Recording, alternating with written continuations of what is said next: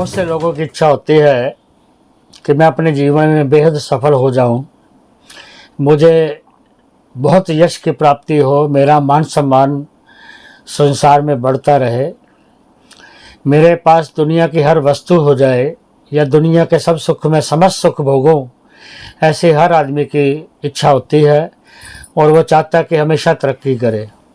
किसी को भी अपना अपमान मंजूर नहीं है और किसी को भी निर्धनता मंजूर नहीं है, लेकिन हर आदमी संसार में जो आता है, विशेषकर इंसान, अपनी तरक्की के लिए, मान सम्मान के लिए बहुत यत्न करता है। तो क्या ऐसा भाग्य में होता है या भाग्य में नहीं होता है? अगर होता है तो कैसे मिलता है? अगर नहीं होता तो कैसे लिया जा सकता है? तो ज्योतिष के इस विषय में हम कहेंगे कि जो कुंडली का 10वां भाव होता है, ये मान सम्मान और यश का घर होता है। हसमा 10वें भाव से कुंडली में हम देखते हैं कि इस आदमी को अपयश मिलेगा, यश मिलेगा। अगर यश मिलेगा तो कैसे मिलेगा और अपयश मिलेगा तो कैसे होगा? आदमी की 10वां जो घर होता है वो कार्यस्थल होता है। कार्यस्थल का मतलब कैसा काम करेगा, जैसे काम करेगा वैसा ही उसको फल मिलेगा।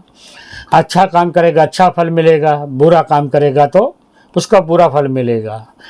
इसलिए कुंडली का 10वां भाव कर्म भाव कहा गया है और जैसे कर्म होते हैं वैसे ही लाभ हानि होती है।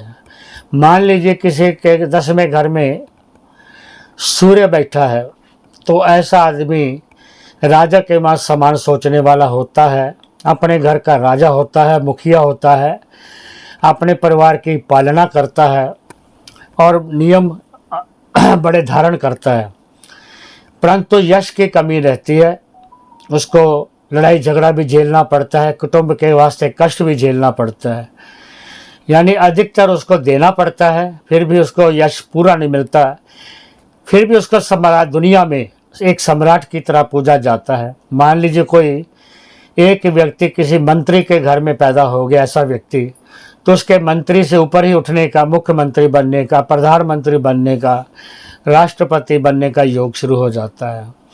अगर इसी में अगर चंद्रमा या सूर्य या कोई ग्रह नीच का आ जाए या कोई बुरा आ जाए तो वह मंत्री के घर में पैदा होकर एक साधारण जिंदगी और अपयश की जिंदगी जीता है।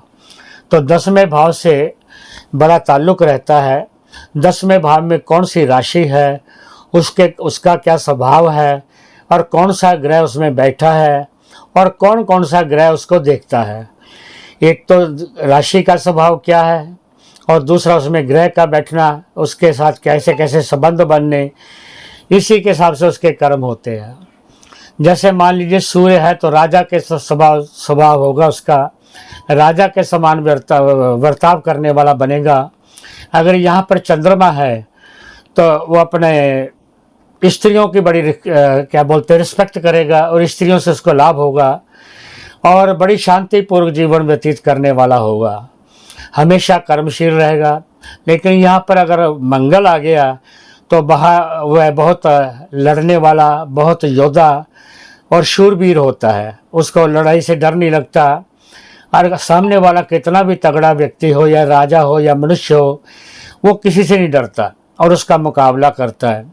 ऐसे व्यक्ति ज़्यादातर जो लोग हैं फौज में जाते हैं, पुलिस में जाते हैं, डिफेंस में, रक्षा में करते हैं और अच्छी ऐसे प्रणाली काम करते लेते हैं, धारण करते हैं जिससे शूरवीरता दिखाने का उनको मौका मिले। ऐसे व्यक्ति जहाज़ में पायलट भी बनते हैं, कठिन कार्य, जोखिम वाले कार्य भी करते हैं। और अगर यहाँ पर बुध आ जाए तो विदेश संबंधी काम करते हैं, व्यापार संबंधी काम करते हैं और व्यापार से बड़ा लाभ उठाते हैं। अगर यहाँ पर बृहस्पति आ जाए यानी गुरु ग्रह आ जाए तो धर्म कर्म करने वाला होता है, राष्ट्र की सेवा करने वाला होता है, माता पिता कुल की इज्जत को बढ़ाने वाला होता है और स्वयं की इज्जत बढ़ाता है। ऐसे व्यक्ति जो लेक्चरर बनना चाहते हैं, प्रोफेसर बनना चाहते हैं, टीचर बनना चाहते हैं या कोई क्लरिकल जॉब करना चाहते हैं तो उनके लिए बृहस्पति और बुध दोनों ही अच्छे होते हैं, जो 10वें भाव में होने चाहिए। अगर यहाँ पर शुक्र आ जाए तो ऐसे स्त्रियों संबंधी व्यापार करते हैं, जैसे मैरिज पैलेस खोलना, गिफ्ट हाउस खोलना, ब्यूटी पार्लर बनाना, बाग बगीचों का निर्माण कराना, स्विमिंग पूल बनाना, होटल इत्यादि बनाने, ऐसे व्यक्तियों को इन कामों से लाभ होता है और इन कामों से उनको यश की प्राप्ति होती है। अगर यहाँ पे शनि हो जाए आ जाए तो वह प्रॉपर्टियां बनाता है, ज़मीन जायदाद खूब बनाता है, भरपूर बनाता है। और जिससे भी वो मतलब संबंध बनाता है तो अच्छे अच्छे बड़े व्यक्तियों से का स्टेटस यानी संबंध बनते हैं, नेताओं से, राजनेताओं से, अभिनेताओं से, संसार के प्रसिद्ध व्यक्तियों का उसका मेल जोल होता है। परंतु अगर राहु आ जाए तो इसमें बहुत शरारती राहु ग्रह होता है, इसमें सही गलत सभी कार्य करता है और इसमें बिजनेस में इतना लाभ नहीं होता जितना उसको नौकरी में लाभ होता है। ऐसे व्यक्ति को नौकरी करने पर यश मिलता है, बिजनेस में तो वो अपयश लेते हैं या बिजनेस बार बार बदलते हैं या खराब करते हैं। और अगर केतु आ जाए तो सारे जीवन अपने कारोबार से या अपनी सर्विस से संतुष्ट नहीं हो पाता, मान यश में भी उसको कमी रहती है। तो ये तो है ग्रहों का प्रभाव। अगर इन्हीं ग्रहों की राशियाँ इसमें आ जाएं फिर वो वही कर्म करे, चाहे वो उसका 10वें घर का मालिक शनि चौथे घर में आ जाए तो कई बार व्यक्ति खुद प्रॉपर्टी नहीं बना पाता, लेकिन माता उसकी वजह से माता पिता के यहाँ प्रॉपर्टी मिलती है और यश मिलता है, माता पिता के कर्म करने पर लाभ मिलता है। मान लीजिए किसी का पिता राजनीति में तो बेटा भी राजनीति में चले जाएगा। इसी प्रकार अगर जो ग्रह होगा जिस भाव से संबंध रखेगा वैसे ही कर्म करने से को लाभ होगा, यश होगा। परंतु मान लीजिए किसी के लिखा ही नहीं है, जैसे राहु के लिए मैंने बोला 10वें घर में, या यहाँ पर ग्रह को नीच राशि का के बैठ जाए या बुरे ग्रहों की दृष्टि हो जाए तो ऐसे आदमी को अपमान युक्त जीवन व्यतीत करना पड़ता है। चोर जीव का, लुटेरे, जवारी, शराबी, जो संसार के अनैतिक कर्म है उसमें वो करता है तो उसको यश नहीं मिलता है। अगर ऐसा व्यक्ति यश चाहता है तो उसको देखना पड़ेगा कि मेरे लगन की कुंडली में मेरा ग्रह कौन सा है और मेरे भाग्य घर कैसा है, यानी भाग्य घर 9वां घर। अगर भाग्य ग्रह अच्छा कर लें, लगन को अच्छा कर लें और ऊपर से पंचम भाव यानी बुद्धि के घर को ठीक कर लें, फिर द्वितीय भाव वो भी बुद्धि का भाव है उसको ठीक कर लें, तो हम अपने इन कर्मों को सुधार सकते हैं। जैसे बृहस्पति अगर धर्म स्थान में आ जाता है 9वें घर में या दूसरे घर में आ जाता है, पंचम भाव में आ जाता है, तो ऐसा आदमी अपनी बुद्धि के बल का प्रयोग करें, ऐसी विद्या सीखें या सिखाएं जैसे ज्योतिष है, कर्म कांड है, साधु बना है या लेक्चर करना, अध्यापक बनना, टीचर बनना या धर्म का प्रचार करना या राष्ट्र की सेवा करना या ऐसी सर्विस करना जिसमें राष्ट्र का निर्माण हो। ऐसे कार्य में ईमानदारी से काम करने पर उसको यश मिलेगा। परंतु अगर यहाँ ग्रह खराब हो गए तो इन्हीं कामों में रहते हुए उसका अपयश भी मिलेगा, रिश्वत के आरोप में जेल चले जाएगा, बार बार ट्रांसफ़र होगी, बुद्धि उसको समझाने के बाद कि वो सुधर जाए नहीं सुधरेगा और बुरे काम करेगा, फिर उसको अपने खानदान का नाम भी डुबो देगा। इसलिए 10वां भाव, 9वां भाव, 5वां भाव, पहला भाव और दूसरा भाव, इन भावों से आपको मान सम्मान इज्जत मिलती है। इनके कर्म करने से आपको लाभ होता है और इनके बुरे कर्म करने से यही भाव खराब हो जाते हैं। इनको ठीक करना मनुष्य के हाथ में है।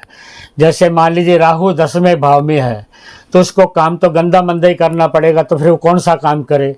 फिर वो लोहे से ताल्लुक़ काम करे, कबाड़ का काम करे, पुरानी वस्तुओं के लेकर उसको डिस्पोजल कर सामान लेकर उसको बेचे, उससे उसका लाभ होगा।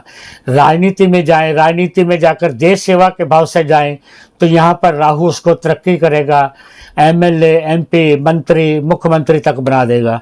यानी राहु जो बुरा है उसके हिसाब से अगर राजनीति में जाएं, उसके हिसाब से काम करें जैसा राहु चाहता है तो आपको यश भी मिलेगा और तरक्की भी मिलेगी।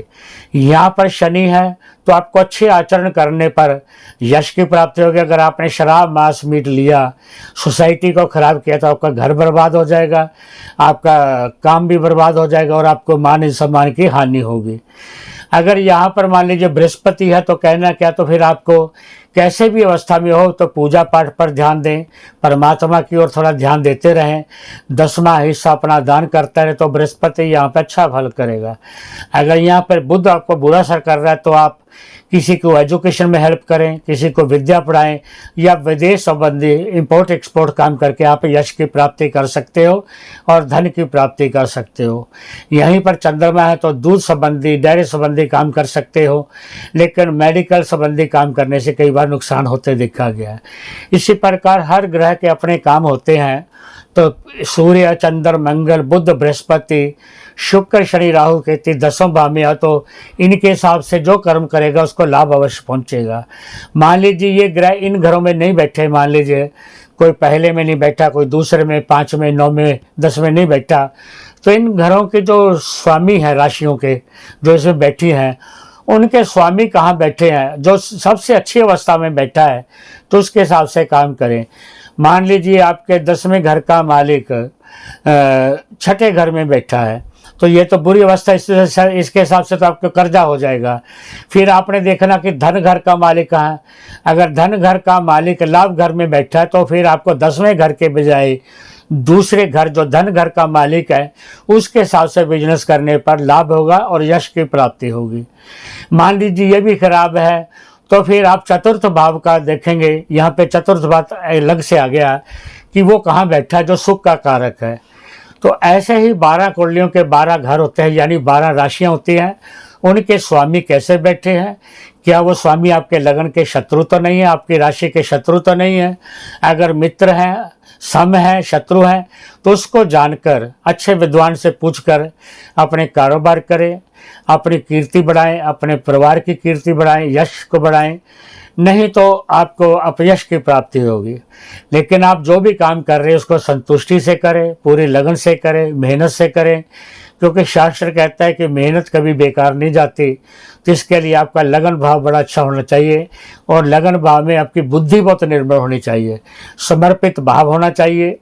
और लगन और दशम और नवम का अगर संयोग बन जाए, यानी तीनों भावों का कोई संबंध बन जाए, तो आंख बंद कर आप कोई भी व्यापार करो तो आपको लाभ ही लाभ होगा। परंतु अगर इनमें ये अगर शत्रु है तो नुकसान हो रहा है, तो आपने देखना कि आप क्या काम करते हैं, या आपका परिवार क्या काम करता है, या आप क्या करना चाहते हैं। तो तीनों में से जो ग्रह आपके अच्छे हों, उसके बाद ये भी ठीक है तो आप दूसरे घर और 5वें घर को बीच में शामिल कर लीजिए, उनकी राशियों के मालिक को शामिल कर लीजिए, तो फिर उसके हिसाब से करें। यानी कि ज्योतिष के हिसाब से निष्फल आदमी को भी कर्म वाला बनाया जा सकता है और दरिद्री को धनवान भी बनाया जा सकता है, पर मेहनत करने की ज़रूरत है, चमत्कार नहीं होता। ग्रह तो केवल आपको इशारा करते हैं कि ये रास्ता है, इस पर जाओ, आपको सफलता मिलेगी। सफ़र आपको करना है, मेहनत आप करोगे, यश आपको मिलेगा, दुनिया में नाम होगा और आपके परिवार का। लोग कहेंगे कि ये कुल दीपक पैदा हुआ, इसने अपने परिवार का नाम रोशन किया।